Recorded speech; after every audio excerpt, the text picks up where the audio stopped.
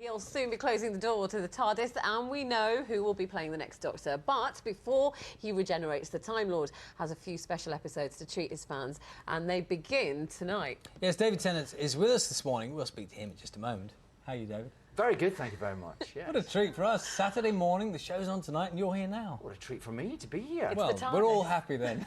We're going to have a little look at some of tonight's show when the Doctor visits the planet of the dead.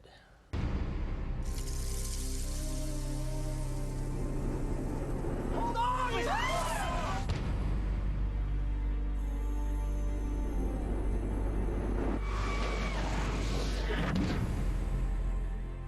End of the line. We're on another world. What is it? What's wrong? Doctor, tell me. Every single instinct of mine is telling me to get off this planet right now. Something is coming, riding on the wind. They devour. What is it? Death.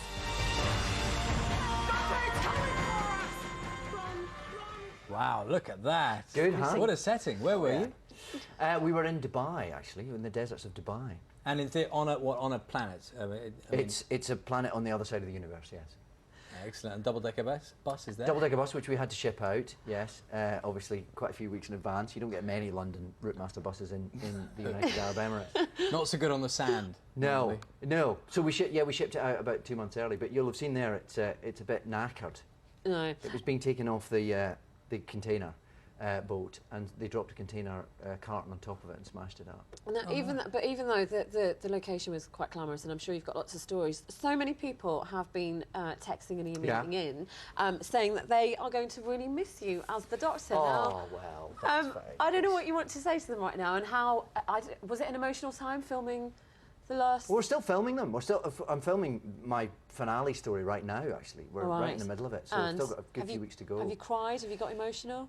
It is. Well, when I read the script, it was quite an emotional moment, and there are a few emotional moments, obviously, in the telling of that story. But it's been a fantastic time, and I'm having a ball doing it. And it's the end is now, but you know, I've still got a good way to go, and it'll be till the end of the year before I'm actually finished. So. I know, but You'll be bored of me by then, honestly. Oh I yeah, promise right, you. of course. Now, I read that you had a break to do some theatre and some other things, and when you came back to the role, you kind of had forgotten a little bit how your Doctor Who was. Only that right? first read through back, I just couldn't remember how to do the voice, because obviously the Doctor doesn't speak like I speak, and it just took me a minute or two to get back into it. But you know, I think the first day I put the costume on, it all just seemed to slot back into Why place. does the Doctor not speak as you speak normally? It was just Why isn't he Scottish? Yeah, it was just what was always asked of me when I took over. Russell T Davies, our head writer and executive producer, it was just what he had in mind, so I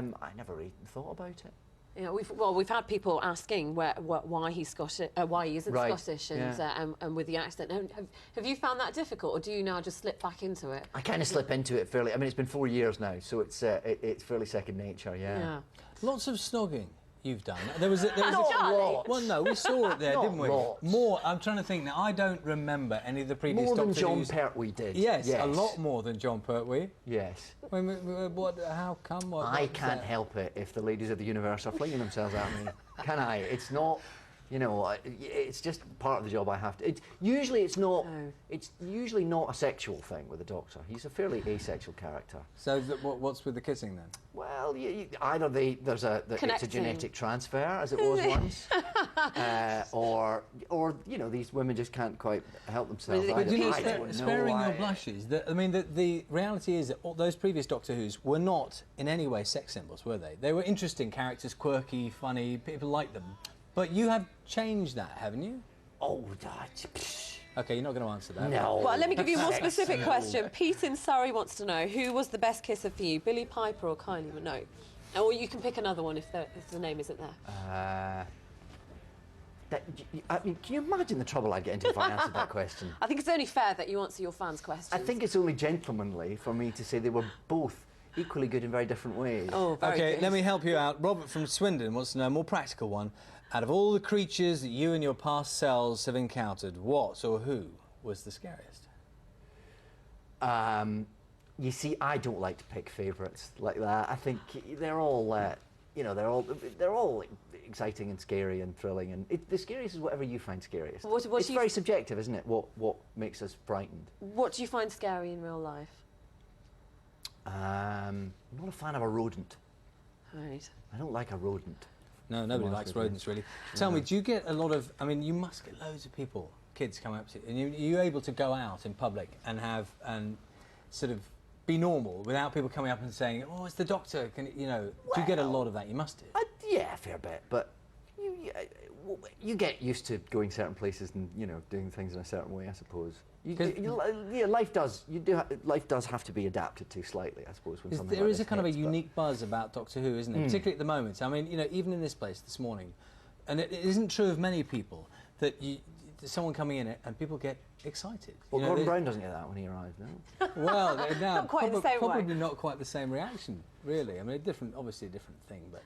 Well, I think there is something peculiar to Doctor Who. There's something about its kind of cross-generational, cross-cultural thing that is quite specific, and there aren't many things, and that's to do with the show and the brilliant central idea, really. Is it true that when you were, I went and had a look at some stuff, and I know it's not always accurate online. If it's online, it must be true. It must be true. That's a rule. I'm sure you've Googled yourself from time to time as well, haven't you? I think that way madness lies, though, It does happen. It does happen. Yeah. Is it true? I read somewhere that you wanted to be Doctor Who when you were 3 years old, and that's when you decided to be an actor. Is that Didn't everyone? Yeah, no, absolutely. I remember watching John Pertwee turn into Tom Baker and thinking that was the most extraordinary thing I'd ever seen. Really? And being completely captivated from that moment on, yeah. And I was 3 then, so. That's incredible. And your surname. There's a great story to your surname as well. Well, is there a great story? I mean, it's a bit more mundane than it often gets reported. The thing is, with the Actors Union, there's a rule that every actor has to have their own a unique name. So if you have a name, my name's David MacDonald, and if that name already exists in the book in the books of equity, then you have to give yourself a unique brand. So yeah, I had to change my name when I was 16, and I went for my equity card. Yeah, but it's why Tennant came up. That's what you've avoided. If you're 16, you think, where do you look to find a name? Where do you go? So I looked in the copy of Smash Hits that I was reading at the time, and came up with a couple of options from there. And so I am sort of named after Neil Tennant from the Pet Shop Boys. Brilliant. Yeah. Well, it's probably just as well you chose that, because it could have been any number of other less appropriate. Yeah, it could have been David Lamal, David Kajagugu. That's got a ring to it. It does, doesn't it? Maybe you could fall back on that one. So let's talk about post Doctor Who. What will happen then? I have no idea. I genuinely don't know. I'm just keeping my options open at the moment. Okay. I mean, because you've obviously been doing theatre. Yeah. During Doctor Who. Yeah. And you've been loving that.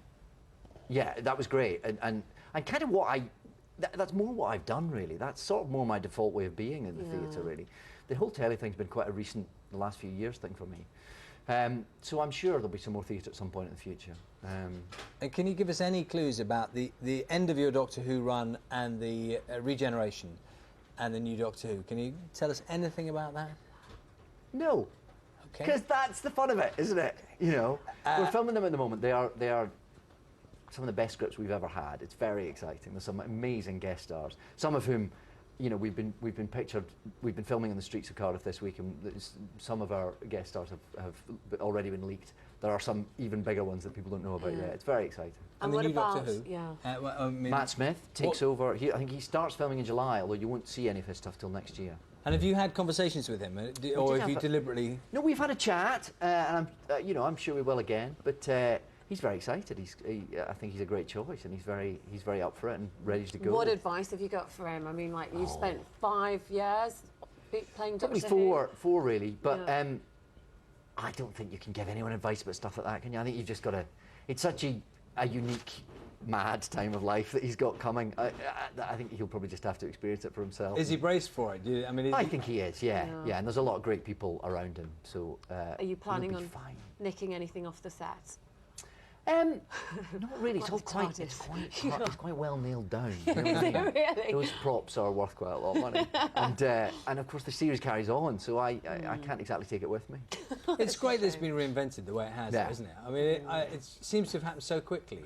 It disappear for a while, didn't it? Literally off our screen. It was off the screen for a long time. I mean, there was an attempt to revive it in '96, but that didn't really work out. seems So it's been off extraordinary, since the end of the '80s. Yeah. It does seem strange that it did sort of die a death for a while, doesn't it? Given what's I happened think now. things, you know, but it's a great idea, and these great ideas like Tarzan, like Sherlock Holmes, you know, they'll always come around again. And we had Russell T Davies, who's, you know, television's best writer, so, you know, we had him to rejuvenate it and do his brilliance, you know, sprinkle his magic dust. So, you know, tonight, when it's on tonight, do you actually watch yourself back? Will you be watching the Easter special Probably tonight? will tonight, because it's on high def for the first time. Brilliant. So it's on the BBC HD channel for the first time, which I'm quite excited about.